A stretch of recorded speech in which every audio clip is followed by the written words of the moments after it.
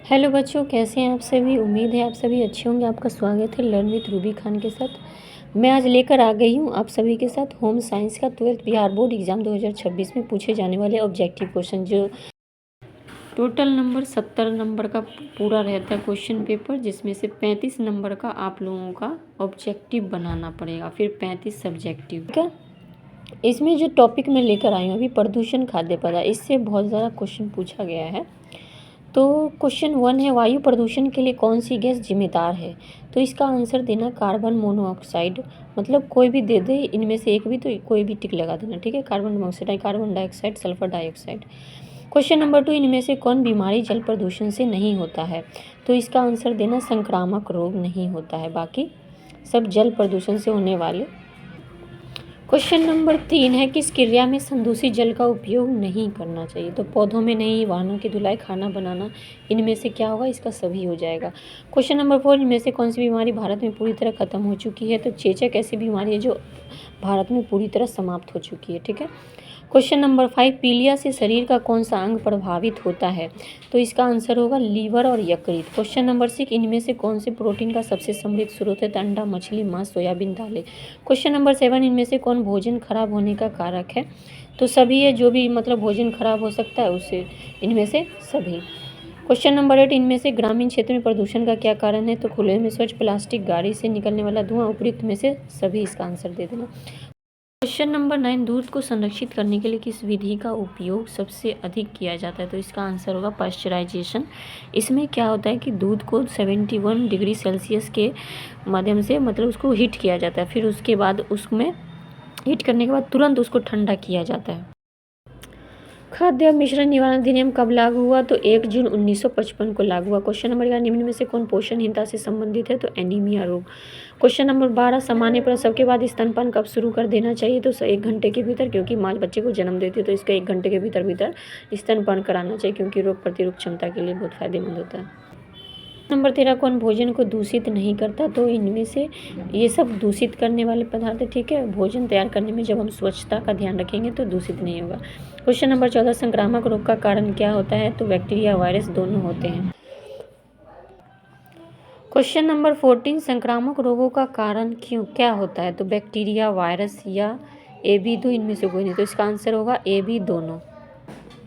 Question number 15, Bharat में नदी प्रदूषण का प्रमुख स्रोत क्या है। तो औद्योगिक अपशिष्ट, शोष अपशिष्ट, मानव एवं पशु स्नान, अनौपचारिक सीवेज। तो ये सब चीज नदी को प्रदूषित करता है, तो इनमें से सभी। क्वेश्चन नंबर 16, स्वतंत्र तंत्र से संबंधित रोग किसके कारण होते हैं। ध्वनि प्रदूषण, भूमि प्रदूषण, जल प्रदूषण या वायु प्रदूषण। तो आंसर होगा वायु प्रदूषण से श्वास से संबंधित रोग उत्पन्न होते हैं। क्वेश्चन नंबर 17, प्रोटीन का सर्वोत्तम स्रोत क्या है।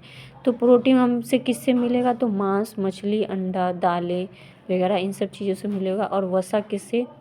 तो दूध हो गया, घी हो गया, पनीर हो गया। ठीक है, और कार्बोहाइड्रेट आलू से, रोटी से, चावल से मिलेगा। क्वेश्चन नंबर 18, निम्न में से कौन सा रोग लौह तत्व की कमी से हो जाता है।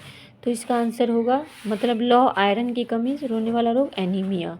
और भी रोग होते हैं जैसे और भी होने वाले इससे रोग है। तो एनीमिया जो होता है वो B12 की कमी से होता है। ठीक है, तो विटामिन ए की कमी से रतौंधी होता है, विटामिन B1 की कमी से बेरी होता है, और विटामिन सी की कमी से जैसे स्कर्वी नामक रोग होता है, तो जैसे मसूड़ों में उससे खून आने लगता है। तो विटामिन डी इसी तरह रिकेट्स होता है, जो बच्चों की हड्डियों मतलब कमज़ोर होने लगती हैं।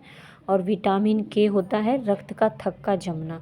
तो इन सबको आप लोग याद कर लेना। क्वेश्चन नंबर 19, भारत में स्वास्थ्य समस्याओं का कारण क्या है।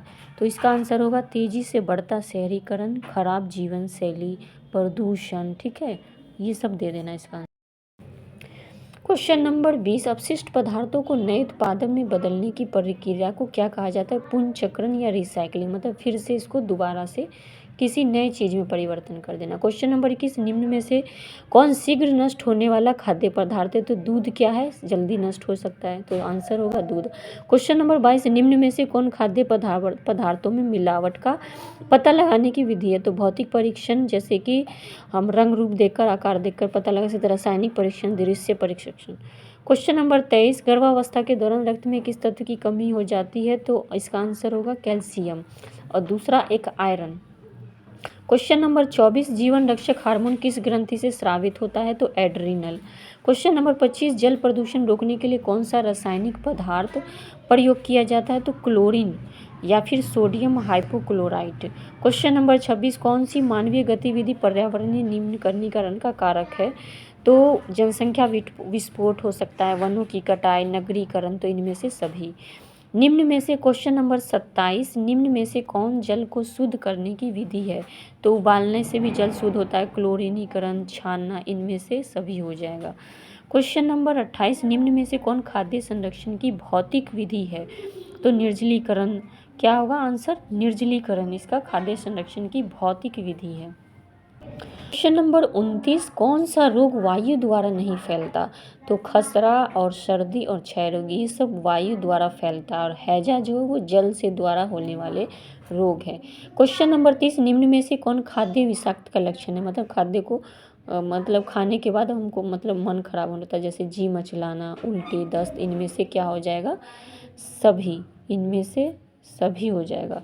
क्वेश्चन नंबर 31, वह कौन सी स्रावी ग्रंथि है जिसे मास्टर ग्रंथि कहा जाता है? तो पिट्यूटरी ग्रंथि या फिर पीयूष ग्रंथि को मास्टर ग्रंथि कहते हैं। क्वेश्चन नंबर 32, हार्मोन असंतुलन के सामान्य लक्षण क्या है? तो जब हार्मोन बदलाव होता है तो पेट की वसा मतलब बढ़ जाना, पेट में मोटाया जाना, मोटापा बढ़ना, घबराहट, चिड़चिड़ाहट, अनिद्रा, ये सभी क्या है? इसके हार्मोन के असंतुलन के बदलाव हैं। क्वेश्चन नंबर 33, स्वच्छ भारत अभियान भारत सरकार द्वारा किस तिथि को आरंभ किया गया? तो 2 अक्टूबर 2014 को आरंभ किया गया, गांधी जयंती के अवसर पर किया गया। क्वेश्चन नंबर 34, अंतस्रावी ग्रंथि से निकलने वाला स्राव को क्या कहते हैं? तो हार्मोन कहते हैं। क्या कहते हैं? हार्मोन कहते हैं। क्वेश्चन नंबर 35, रजोधर्म मासिक धर्म स्त्रियों में सामान्यतः कब समाप्त हो जाता है? कब समाप्त हो जाता है? तो 45 से 55 वर्ष की आयु के बीच रजोधर्म मासिक धर्म समाप्त हो जाता है। क्वेश्चन नंबर 36, गर्भावस्था की अवधि कितने दिनों की होती है? तो 280 दिन और 40 सप्ताह। क्वेश्चन नंबर 37, इनमें से कौन बिहार की सुई शिल्प है?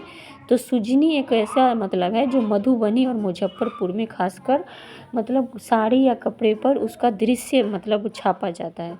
क्वेश्चन नंबर 38, ध्वनि प्रदूषण के कारण हो सकते हैं क्या? उच्च रक्तचाप, बहरापन, निद्रा में बाधा। तो उपयुक्त में से सभी इसका आंसर होगा। ठीक है, अगर ये वीडियो पसंद आया तो दोस्तों के साथ ज़रूर शेयर करें, लाइक करें, सब्सक्राइब का बटन दबाना मत भूलना। और इसके 2-3 और भी मतलब है, जैसे रंग से आएगा क्वेश्चन, और फिर आपसे दिवस पर पूछ लेगा, कौन सा दिवस किस तारीख को था। फिर आपसे मतलब 2-3 पूछ लेगा, ग्रंथि पर पूछता है ज़्यादातर। ठीक है, मिलते हैं नेक्स्ट वीडियो में, और अगर टाइम मिला तो दूसरा टॉपिक पे भी बना दूंगी मैं।